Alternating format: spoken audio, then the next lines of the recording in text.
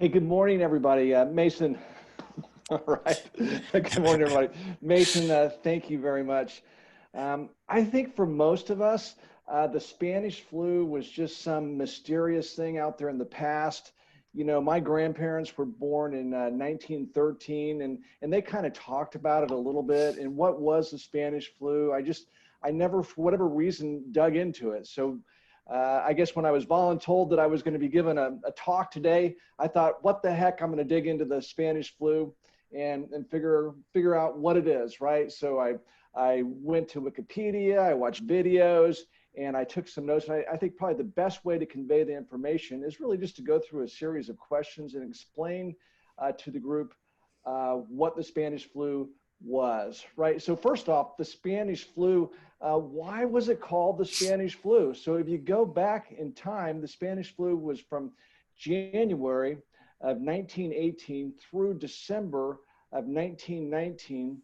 And it was the Spanish flu. It was named the Spanish flu because, as you guys know, we were in the middle of World War I, the world was, and many great powers, the United States, Germany, United Kingdom, all wanted to keep the morale of the soldiers up, right? Didn't want to hear any of this negative news.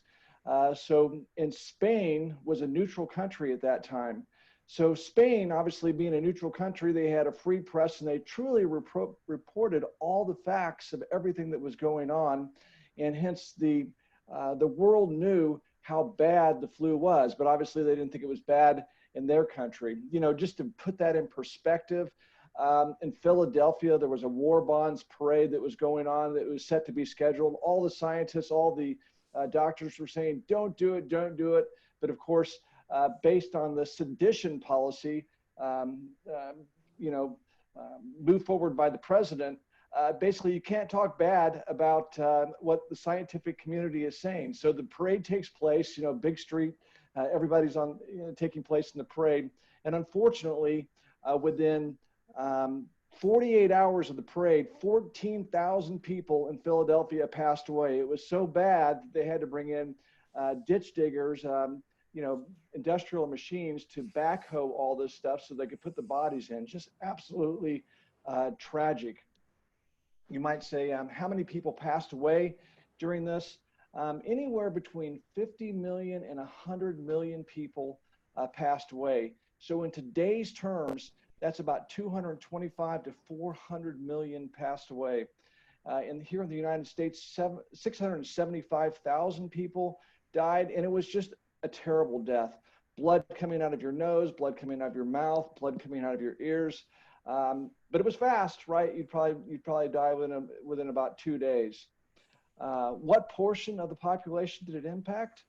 Believe it or not, the older population, individuals 65 and older, were absolutely spared. Only 1% of the population died there. However, if you were between 20 and 40, the likelihood of death was very good if you contracted the flu. It really went after healthy immune systems, and that's what obviously people between 20 and 40 have. So the next question is, these older individuals that were 65 and older, why didn't they die? Well, they didn't die because there was a great flu back in the 1890s called the Russian flu, and this population of older individuals were, you know, they experienced that, they lived through that, and then they were immune to the Spanish flu. Did the flu have more than one wave? Absolutely. It started off very gentle in the spring of 1918, and then when we got to 1919, it was just horrific. All these things happened.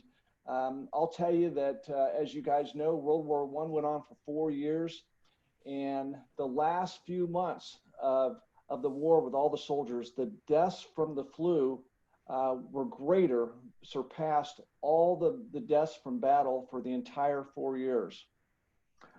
How did it spread? Well, it spread just like the flu today, right? Coughing, you know, you would take it in through your mouth or your nose, and then you pretty much were done for. Was there a vaccine? No. Like so many of these things, it just died out, right? It just mutated and faded away when we got to the end of 1919. So if you contracted the flu, what were your survival odds? We really talked about that. If you're older, you're in good shape. If you're younger, not so good. And the long-term effects, this was interesting digging into this. Women that were pregnant obviously had a lot of handicapped babies, unfortunately, and really just the social effects of this the impacts of this were something.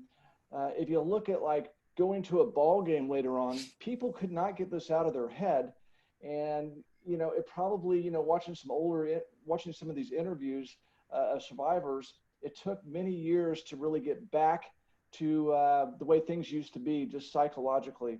So, we've gone through a series of questions here. Really, the question is, what can we learn from the Spanish flu that will help us in today's situation? And it's very simple. Our government officials need to be completely transparent with us. We need to know the truth.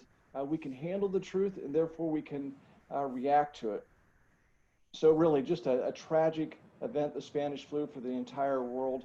And I'm hopeful that we'll learn from the mistakes of the Spanish flu and do better with this current situation.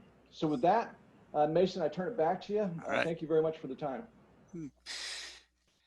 Thanks, Doug. Great job.